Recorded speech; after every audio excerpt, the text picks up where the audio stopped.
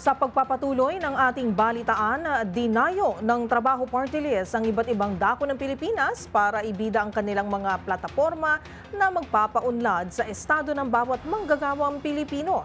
At kabilang nga sa kanilang binisita ay ang mga mangingisda sa Navotas Fisheries Port Complex. Nagbabalik si Edniel Parosa. Tuloy-tuloy ang pag-ikot ng 106 Trabaho Party List sa iba't ibang lugar sa bansa upang ilatag ang mga advokasya at plataporma nilang magtataguyod sa sektor ng paggawa.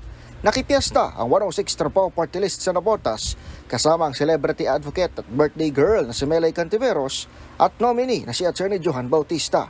Sa Navotas Fisheries Port Complex, kinausap ng grupong mga mangingisda at kanilang inilatag ang mga layuning palakasin ang fishing industry at mabigyan sila ng sapat na sahod.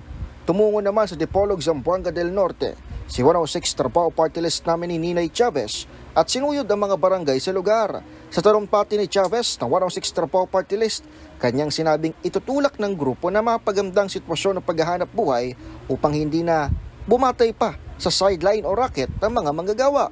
Bumiyahe naman patungong Santiago Isabela ang isa pang nominee ng 106 Trabaho Party List na si Kagawad Nelson De Vega at kinausap ng nasa 1,000 manggagawa para banggitin ang plano nilang itaguyod ang makaturuang sahod para sa mga naghahanap buhay.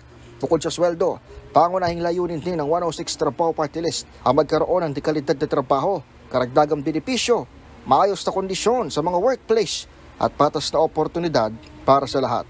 Para sa MBC TV Network News, ito si Edniel Parosa ng DZRH. Una sa Pilipinas, una sa Pilipino.